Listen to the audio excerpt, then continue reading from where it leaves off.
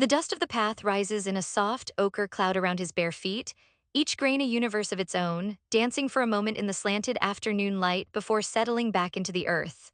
Before him, the great river, the Ganga, flows indifferent and eternal. He watches a funeral pyre burn on the Ghats, the flames licking hungrily at the sky, turning wood and flesh and marigold garlands into a column of dark, greasy smoke. The scent of sandalwood and something else, something acrid and unsettlingly sweet, drifts on the breeze. A short distance away, children laugh and splash in the shallows, their joyful shouts a sharp counterpoint to the low, rhythmic chanting of the priests. A stray dog, ribs showing like the strings of a lyre, laps at the murky water. Birth, life, play, prayer, death. It all unfolds here on the banks of this river, a relentless churning cycle that pulls everything into its current. The young man sits on a smooth, warm stone, the fabric of his simple loincloth coarse against his skin. He has been watching for hours, for days, for what feels like a lifetime. He has asked the priests their questions, and they have given him answers in the form of rituals, offerings of ghee and grain cast into the fire, hymns to gods who promise boons in this life and rewards in the next. But the answers do not quiet the storm within him. They are beautiful stories, intricate ceremonies that occupy the hands and the voice, but they do not touch the hollow ache at the center of his being. The sun dips lower, painting the water in hues of orange and violet. The pyre collapses in on itself with a soft, final sigh of embers. The children are called home, the chants fade. And in the growing quiet, the question that has followed him from his village, that has haunted his sleep and shadowed his every waking moment, rises not in his mind, but in the very marrow of his bones. He looks at his own hands, turning them over in the twilight. They are real, they can grasp, they can feel. But the person who directs these hands, the one who sees through these eyes, the one who feels this profound and terrifying sense of separation from the laughing child, the dying elder, the flowing river, who is that? What is this I that feels so solid and yet so fragile, like a clay pot that holds water for a time, but is destined only to shatter and return to the earth? The world is a flood of changing forms, a ceaseless parade of sights and sounds and sensations. And this self, this feeling of being a distinct and separate person, feels like just one more form, one more fleeting wave on the surface of an endless ocean. When the wave crashes on the shore, where does it go? Where does the eye go when the body turns to ash and smoke? The question is not an intellectual puzzle. It is a fire in his heart more real than the dying embers on the shore. Who in reality am I? This question was not born in a single mind, but in the collective soul of an entire civilization at a turning point. We must travel back in time, not just a few centuries, but millennia, to an age when history itself was just beginning to be written. We must go to ancient India, around the 8th century before the Common Era, into a world that was already ancient, already layered with traditions and beliefs as deep and complex as the silt of its sacred rivers. To understand the answer that would emerge from this soil, we must first breathe its air, we must feel its textures and hear its sounds. The world of the late Vedic period was a world of profound sensory contrasts. Visually, it was a tapestry woven from two distinct threads. On one hand, there were the settled towns and villages, clusters of mud brick and thatch-roofed houses bustling with the rhythms of agriculture and trade. Here the colors were earthy and vibrant, the deep green of rice paddies, the brilliant saffron and crimson of dyed textiles hanging in a marketplace, the gleam of bronze tools and pottery.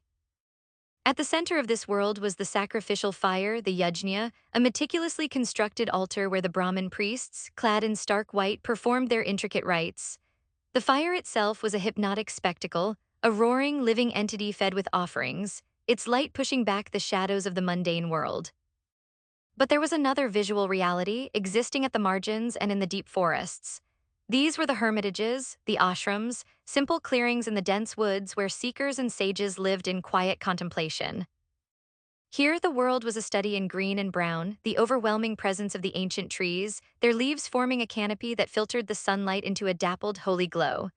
The architecture was of the earth itself, huts made of woven branches and mud, floors smoothed with cow dung, the only possessions a water pot, a sitting mat, a staff.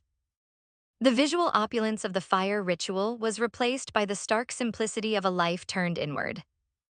The soundscape was just as divided. In the villages, the air hummed with the noise of life. The rhythmic thud of grain being pounded, the chatter of voices in a dozen dialects, the lowing of cattle, the creak of cart wheels on dusty roads. Dominating this, at prescribed times, was the sound of sacred ritual. The powerful, resonant chanting of the Vedas, a language so ancient and holy that its very vibrations were thought to sustain the order of the cosmos. The priests' voices would rise and fall in precise, melodic patterns, a sonic architecture built to please the gods and ensure the world's continuity. But in the forest, this symphony of human activity gave way to a different kind of sound. The overwhelming auditory experience was silence, a deep, living quiet that was not empty but full. It was a silence punctuated by the call of a peacock, the rustle of a deer in the undergrowth, the steady hum of insects, the whisper of wind through the leaves of a banyan tree. Here, the sound of a single human voice, speaking not in loud chant but in a quiet murmur, carried an immense weight.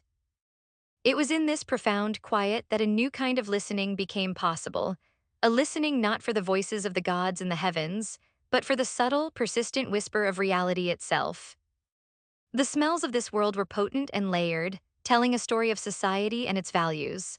The sacrificial arena was thick with the rich, heavy scent of burning ghee or clarified butter, a fragrance that was at once fatty, nutty, and sacred. It mingled with the sweet, resinous aroma of burning wood, the heady perfume of offered flowers, and the sharp, metallic tang of the sacred fire itself. This was the smell of wealth, of power, of transaction with the divine. In contrast, the forest hermitages smelled of damp earth after a monsoon rain, of decaying leaves creating new soil, of wood smoke from a simple cooking fire. There was the clean, green scent of crushed herbs and the subtle animal musk of the creatures who shared the space. It was the smell of austerity, of purification, of a life stripped down to its barest essentials, where nothing was wasted and everything was part of a natural cycle of growth and decay. To walk through this world was to feel it through your skin. The ground itself was a teacher. In the towns, the paths were hard-packed dirt, uneven and often littered with sharp stones, a constant reminder of the friction of communal life. Inside a temple or a wealthy home, the floors might be cool and smooth stone, a feeling of stability and permanence. But to sit in the posture of a forest sage was to feel the earth directly. The rough texture of a grass mat, the slight give of the ground beneath, the way the coolness of the earth seeped into the body during long hours of meditation. The climate was a powerful shaping force. The oppressive, wet blanket humidity of the monsoon season, where the air itself felt heavy and alive, was followed by the dry, searing heat that cracked the earth and made every movement an effort. This constant sensory negotiation with the elements forged a deep awareness of the body, not as a separate entity, but as a permeable membrane through which the world constantly flowed. And the tastes of this era spoke directly of its philosophical divide. The life of the householder, the one who sponsored the great sacrifices, involved flavors of richness and complexity. Grains cooked with spices, milk sweetened with honey, the complex taste of soma, the mysterious intoxicating drink of the gods. These were the tastes of a world to be enjoyed, a life to be affirmed through sensory pleasure, a reward for right action and devotion. But the diet of the forest renunciate was a lesson in simplicity. Foraged roots and berries, a simple gruel of barley or rice, perhaps a little milk from a cow kept at the ashram. The taste was not meant to excite the palate, but to sustain the body with the least possible stimulation. It was the taste of non-attachment, a conscious turning away from the sensory world to find a different kind of nourishment, a flavor not found on the tongue but in the depths of a quieted mind. It was in this world, this crucible of sensory and philosophical extremes, that the old answers began to feel insufficient.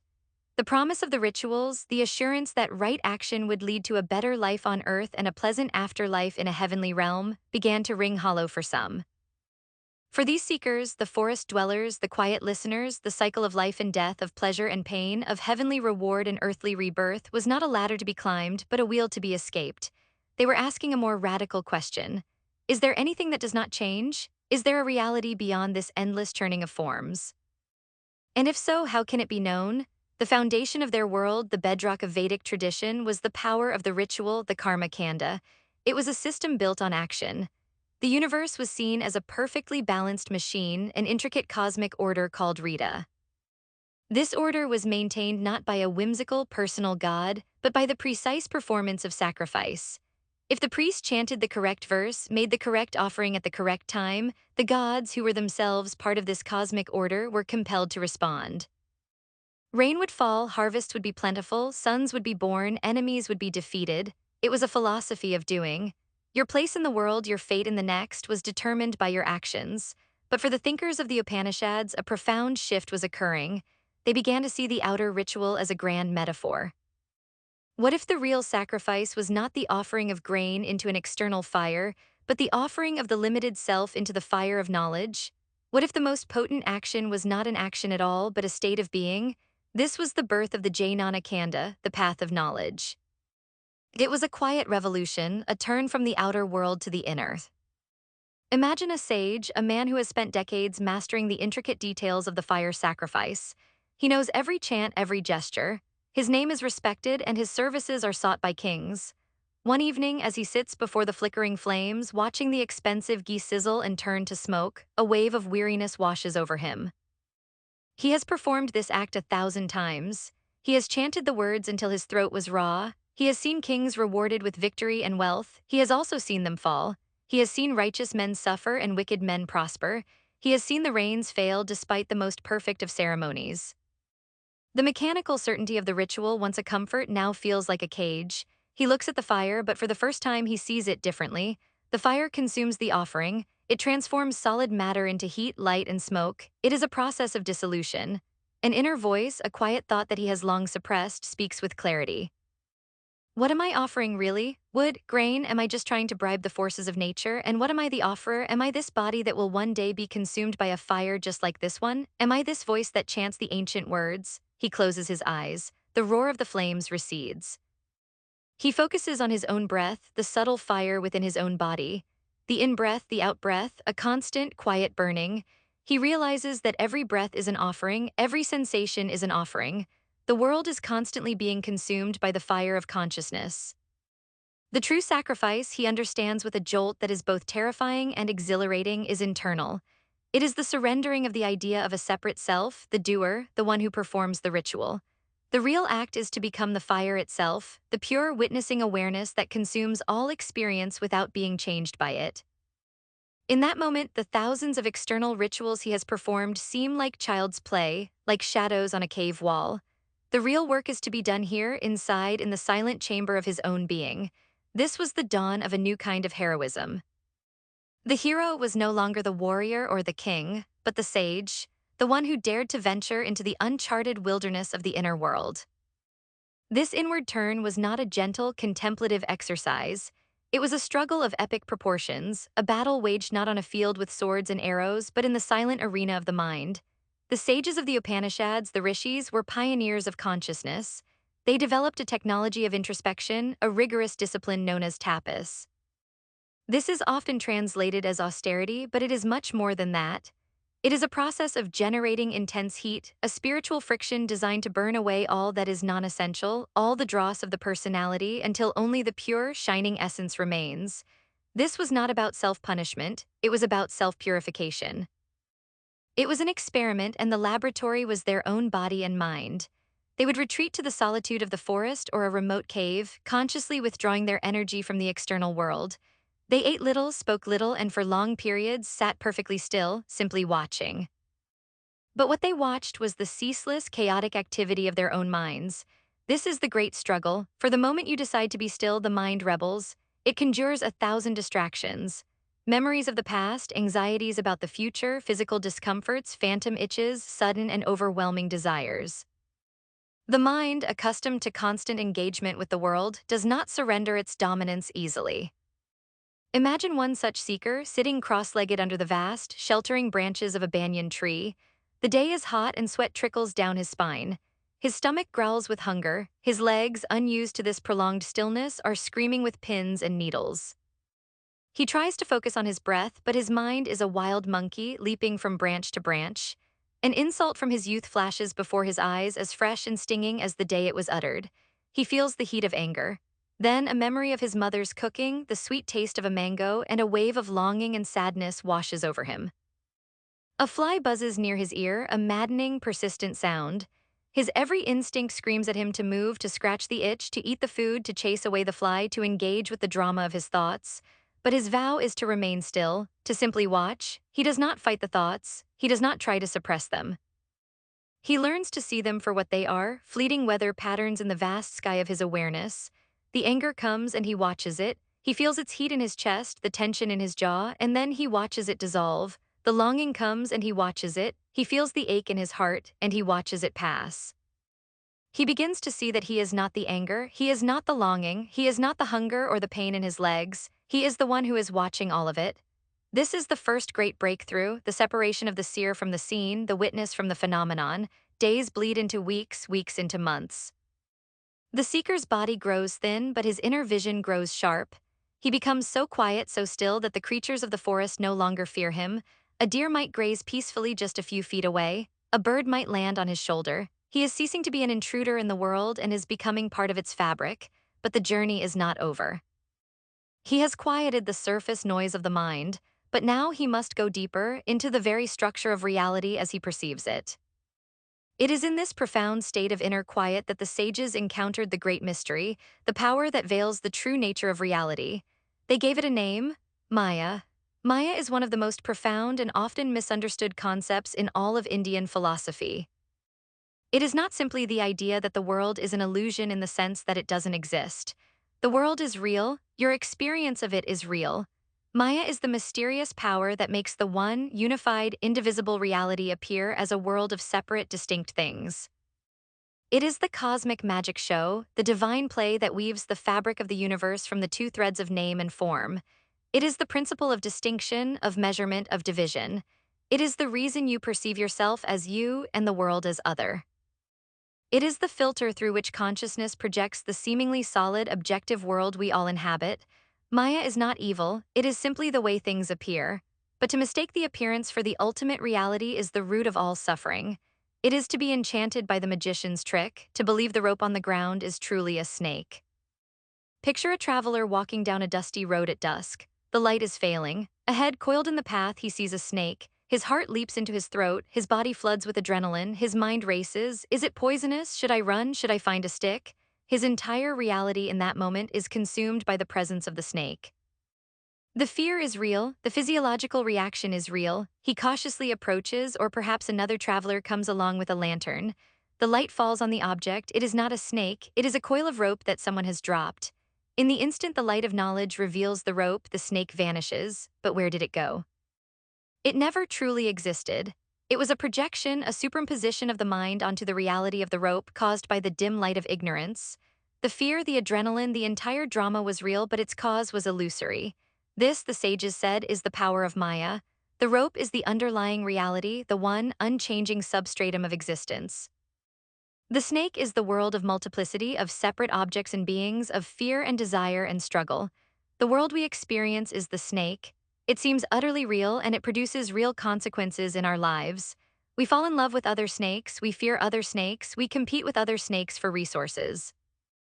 But the entire drama is a case of mistaken identity.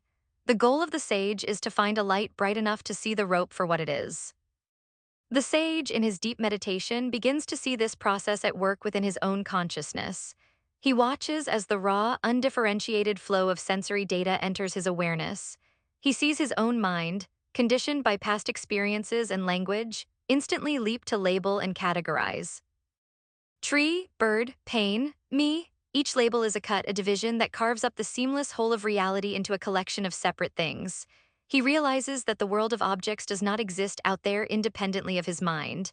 The mind and the world arise together, a codependent dance of knower and known. This me, this ego that feels so solid and central, is just one more label, one more concept, the master concept around which all others are organized. It is the linchpin of the illusion. He sees that this sense of being a separate self and ego is what creates the feeling of lack, the sense that I need something from the world to be complete. This is the engine of desire and fear. The desire for what will enhance the ego and the fear of what will diminish it. He sees, with a clarity that is almost unbearable, that the entire structure of his personal suffering is built on a grammatical error, a misreading of reality. It is built on the belief in the snake. This ancient concept of Maya speaks directly to the heart of our modern condition. We live in an age of unprecedented distraction, a world that is a veritable funhouse of Maya. Consider the screen you hold in your hand. It presents a world of curated images, of perfect lives, of endless entertainment, of manufactured outrage. We scroll through these images, these digital phantoms, and we mistake them for reality. We feel envy for a life that is nothing more than a carefully selected series of pixels. We feel anger at an opinion crafted to provoke a reaction. We feel desire for a product presented as the key to our happiness. We are like the traveler in the twilight, constantly reacting to snakes that are not there. Our social media profiles are a perfect example of this. We construct a digital self, a highlight reel of our lives, and we begin to identify with it. We feel anxiety when it is not validated, when it does not receive enough likes. We have created a phantom self and then allowed ourselves to be tormented by it. The wisdom of the Upanishads invites us to step back, to bring the lantern of awareness to our own experience. It asks us to question what is real and what is merely a projection of our own minds. It suggests that freedom is not found by getting a better life within the illusion, but by seeing through the illusion altogether. As the sages pressed deeper into their inquiry, going beyond the illusion of Maya, they arrived at the bedrock of existence. They were searching for the ultimate subject, the final seer who cannot be seen, the thinker who cannot be thought. They gave this ultimate reality a name, Brahman. To define Brahman is an impossible task, for it is that which is beyond all definition, all attributes, all names and forms. It is the one, indivisible, unchanging reality that underlies the entire universe. It is not a god in the personal, anthropomorphic sense of a creator who stands apart from his creation. Brahman is the very fabric of creation. It is the wood and the carpenter, the clay and the potter, the ocean and the wave. The sages of the Upanishads developed a unique method for speaking about it, a process of negation known as Neti-Neti, which means not this, not that. Is Brahman the sun? No, not that. Is it the wind? No, not that. Is it the mind? No, not that. By negating every conceivable object, concept, and quality, they were pointing towards the reality that is prior to all of them, the silent, empty screen upon which the entire movie of the cosmos is projected. Brahman is pure, undifferentiated being, consciousness, and bliss, Satchitananda. It is the isness of all that is. Imagine trying to describe the experience of tasting salt to someone who has never tasted it. You could say, it is not sweet, it is not sour, it is not bitter. You could describe its chemical composition, sodium chloride. You could describe its effects, how it preserves food or makes you thirsty. But none of these descriptions will ever convey the actual, direct experience of the taste of salt on the tongue. The descriptions can only point the way. The Upanishads are filled with such pointers, metaphors that attempt to gesture towards the nature of Brahman. It is the space within a jar which is one with the space outside the jar, yet seems contained. It is the single lump of clay from which 1,000 different pots are made. The forms are many, but the substance is one. It is the light that illuminates everything, but is itself unseen. It is the silence that underlies all sound. This ultimate ground of the universe, this sacred power that animates all things, was the great discovery of the objective search. The sage in meditation experiences this directly. After the storm of thoughts has subsided, after the illusion of the separate ego has been seen through, what remains? Not a blank nothingness, but a vibrant, luminous fullness. A state of pure, objectless awareness. It is not a state of thinking about reality, it is the state of being reality. There is no longer a seer and a seen, only seeing. There is no longer a knower and an object of knowledge, only knowing. In this state, the boundaries of the individual self dissolve. The sense of being a small, fragile being trapped in a vast and alien universe disappears. It is replaced by an unshakable certainty of being one with the totality of existence. There is no fear because there is nothing outside of the self to be afraid of. There is no desire because there is nothing to lack. There is only the calm, radiant bliss of pure being. This is the realization of Brahman. This ancient, abstract concept has a surprisingly concrete application in our modern lives. We often operate from a deep-seated feeling of separation and scarcity. We see the world as a collection of competitors and resources.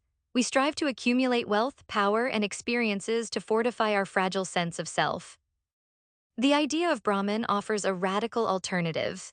It suggests that the ground of our being is a unified field of infinite potential. When we act from a place of fear and separation, our actions create more conflict and division. But when we act from a place of connection, from the understanding that our own well-being is inseparable from the well-being of the whole, our actions create harmony and abundance. This is the foundation of true ecological consciousness. The earth is not just a resource to be exploited, it is a living manifestation of the same sacred reality that we are. Polluting a river is not just an external act, it is a form of self-harm. The wisdom of Brahman calls us to recognize the sacredness in all things, to see the one reality shining through every pair of eyes, and to live in a way that honors this profound, underlying unity. But the journey was only half complete. The sages had discovered the ultimate reality of the cosmos, the ground of the objective world. But what of the inner world? What of the self, the subject, the one who asks the question, who am I? They turned their powers of inquiry inward with the same ferocious intensity. They began to dissect the human personality, peeling it back layer by layer like an onion, searching for the irreducible core of the self. They gave this inner essence a name, Atman. The Atman is the real self, the divine spark, the pure, witnessing consciousness at the center of every individual being. It is distinct from the body, the senses, the mind, and the ego. These are merely its instruments, the temporary sheaths or coverings that surround it. The Upanishads offer a brilliant model for this, the Panchakoshas or five sheaths. The outermost sheath is the physical body, the sheath of food. Within that is the sheath of vital energy or breath, the prana.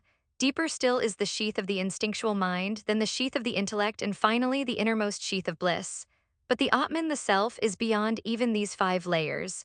It is the one who is aware of all of them. It is the light that allows them to be seen. To grasp this, the sages used a powerful analogy, that of the chariot. The body is the chariot itself, a vehicle for moving through the world. The five senses are the horses, powerful and wild, always pulling towards the objects of desire. The mind holds the reins, attempting to control the horses. The intellect is the charioteer, the one who should be making the decisions, guiding the mind and senses. And the Atman, the true self, is the owner of the chariot, the passenger silently witnessing the journey. For most people, the charioteer intellect is asleep or drunk, and the reins, mind, are slack. The horses' senses are in charge, dragging the chariot wherever they please, chasing after fleeting pleasures and running from imagined pains. The journey is chaotic, exhausting, and ultimately leads nowhere. The path of the sage is to awaken the charioteer, to use the power of discrimination to grasp the reins firmly and guide the horses onto a steady path. The ultimate goal is for the passenger, the Atman, to be recognized as the true master of the entire enterprise. The self is not the journey, not the chariot, not the driver or the horses. It is the silent, changeless presence for whom the entire journey is undertaken. A seeker trying to find his Atman might begin by observing his own experience. He asks himself, am I my body? He feels the sensations of the body, its pleasures and pains, its youth and its inevitable decay. He realizes the body is something I have, something I experience, but it cannot be who I am. I am the one who is aware of the body. I remain even as the body changes. So he moves deeper. Am I my thoughts, my feelings? He watches the endless stream of thoughts and emotions that pass through his mind. Hope, fear, joy, sorrow, they come and they go. They are inconsistent, often contradictory. He realizes these two are things I experience. They are objects in my awareness. But I am the one who is watching them. The witness of the thoughts cannot be the thoughts themselves. He continues this process of disidentification, letting go of his attachment to each layer of his personality. He is not his job, not his family role, not his history, not his ambitions. As he lets go of these false identifications, a profound peace begins to dawn. He is not a thing, he is not a story. He is the open, luminous space of awareness in which all things and all stories appear. This is the discovery of the Atman. The modern search for identity is often a frantic process of external construction. We define ourselves by our careers, our possessions, our political affiliations, our online personas. We are constantly trying to build a stable and impressive self out of unstable and ephemeral materials. This inevitably leads to anxiety because these external identities are constantly under threat. We can lose our job, our wealth, our social standing. The concept of the Atman offers a revolutionary alternative. It suggests that our true identity is not something we have to build, but something we have to discover. It is an inherent, unshakable core of being that is untouched by the ups and downs of external life. Finding this inner anchor does not mean abandoning the world or our responsibilities. It means engaging with the world from a place of profound inner security. When you know who you truly are, you are no longer driven by the desperate need for external validation. You can act with courage, with integrity, with compassion, because you are no longer afraid of what the world can take away from you. You are operating from the deep, quiet center of your own being, the timeless, deathless self. The sages had now arrived at two monumental truths. They had discovered Brahman, the ultimate unified reality of the universe, and they had discovered Atman, the ultimate innermost essence of the individual. They had scaled two towering peaks of knowledge, and standing on these twin summits, they saw something astounding. They saw that the two peaks were in fact one. The reality they had found at the heart of the cosmos was the exact same reality they had found at the core of the self. This was the supreme discovery, the final, world-altering revelation of the Upanishads. Atman is Brahman, the individual soul is the universal soul. The divine spark within is one with the great fire of the cosmos. This is not a philosophical proposition to be debated. It is a statement of fact to be realized. It is the ultimate answer to the question that began our journey. Who are you? You are that, Tvam. This is the most famous of the Mahavakyas, the great utterances of the Upanishads. It is a phrase of breathtaking audacity and profound liberation. It declares that you, in your deepest essence, are not a limited mortal creature, but are identical with the eternal, infinite ground of all being. This ultimate truth is often conveyed not through argument, but through simple, powerful analogies. In the Shanagya Upanishad, the sage Uddalaka Aruni guides his son Svetaketu to this realization. Svetaketu has returned from his studies arrogant and full of book learning. His father sees that he has learned much but understood nothing. So the father begins a series of lessons. He asks Svetaketu to bring him a fruit from a banyan tree. Break it open, he says. What do you see? Tiny seeds, sir, replies the son. Now break open one of the seeds. What do you see? Nothing at all, sir. The father then says, my dear son, that subtle essence which you do not perceive, from that very essence this great banyan tree arises. Believe me, my son, that which is the subtle essence in that all that exists has itself, it is the true, it is the self. And you, Svetaketu, are that. The invisible essence within the tiny seed from which the entire massive tree grows is the same invisible essence, the same Brahman that is your own true self. Then Uddalaka asks his son to put a lump of salt into a jar of water and bring it back the next morning. When Svetaketu returns, his father tells him to take out the salt. The son cannot find it, it has dissolved completely. Now take a sip from the surface, says the father. How does it taste? Salty? Take a sip from the middle. Salty? Take a sip from the bottom. Salty, the father smiles. My dear son, you cannot see the salt, but it is there, pervading every drop of the water. In the same way you cannot see the self, but it is here in this body, pervading everything. It is the true, it is the self. And you, Svetaketu, are that. The individual self, the lump of salt, seems to disappear to dissolve its form, but its essence, its saltiness, becomes one with the whole. It is not destroyed, it is liberated from its limited form. Imagine being Svetaketu. For years, you have thought of yourself as a separate person, a distinct identity defined by your name, your family, your accomplishments. You have felt the anxieties and fears of this separate self, and now your father is telling you that this entire identity is a misunderstanding.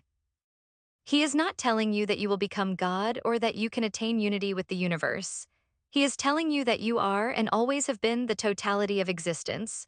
The feeling must be a profound shock, a cognitive earthquake that shatters the very foundations of your world.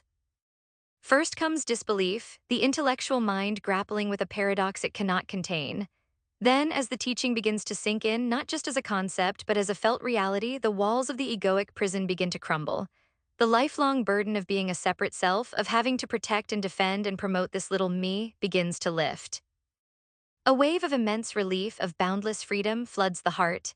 It is the feeling of a river finally reaching the ocean, the feeling of coming home after a long and painful exile. The world does not change, the trees are still trees, the river is still the river, but your relationship to it is utterly transformed. You no longer see a world of objects separate from you. You see the dance of your own self, the play of your own consciousness. You see Brahman looking back at you through every pair of eyes. This realization of Tat Tvamasi is the ultimate antidote to the fragmentation and alienation of modern life. We live in societies that emphasize individualism, competition, and division.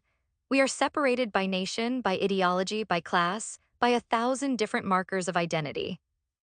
This sense of separation is the root of so much of our collective suffering: war, injustice, ecological destruction. The message of the Upanishads is a radical call for unity. It tells us that the other is an illusion. The person you disagree with politically, the stranger on the street, the tree in the forest, the star in the galaxy, they are all expressions of the one self, the one Brahman that you also are. This does not mean we ignore differences or condone harmful actions. It means we act from a deeper place of understanding. When you truly feel this interconnectedness in your bones, compassion is no longer a moral duty. It is the natural, spontaneous response of the heart. You cannot harm another without harming yourself. You cannot heal another without healing yourself. Your personal liberation is inseparable from the liberation of all beings.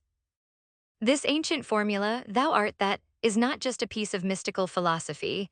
It is a practical blueprint for building a more just, more peaceful, and more sustainable world. The wisdom of the Upanishads did not remain confined to the forest hermitages. It flowed down from the mountains of contemplation like a great river, nourishing the entire landscape of Indian thought for the next 3,000 years. It became the philosophical bedrock of what we now call Hinduism. The epic poem, the Bhagavad Gita, is often called the milk of the Upanishads, distilling their profound wisdom into a practical guide for living in the world. When the warrior Prince Arjuna despairs on the battlefield, Krishna's lesson to him is a powerful restatement of the Upanishadic truths about the eternal Atman and the need to act without attachment to the fruits of action. The various schools of Vedanta philosophy, which would dominate Indian intellectual life for centuries, were all built upon interpretations of the Upanishads.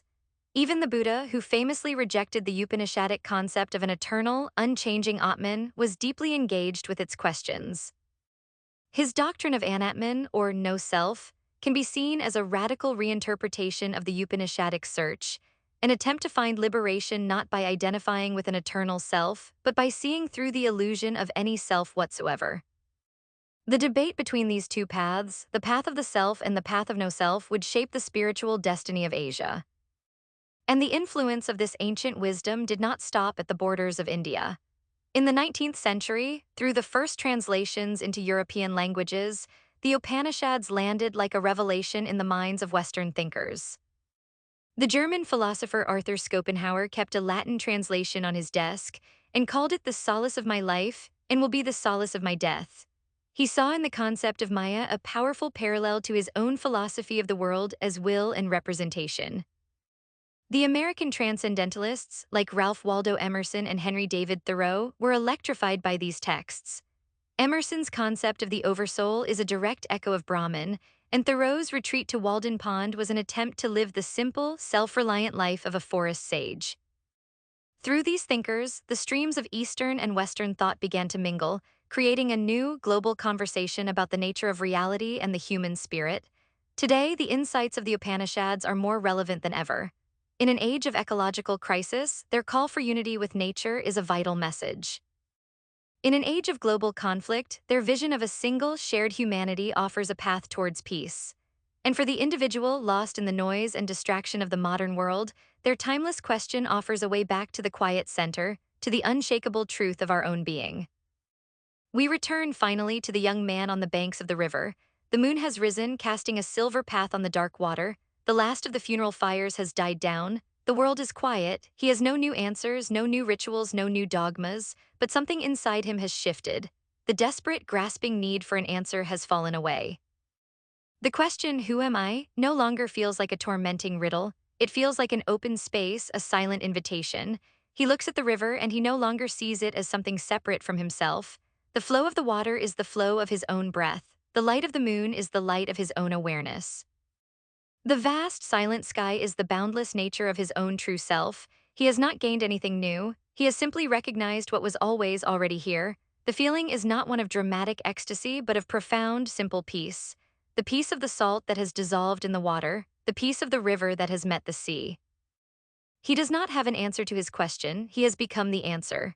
His journey in hours ends where it began, with the simple, astonishing fact of being. And so, after traveling through millennia of thought, after wrestling with the deepest questions of existence, we are left with a final, echoing inquiry, not for the mind, but for the heart. If the universe is indeed a single, seamless whole, and your own deepest self is identical with that whole, then how would you live?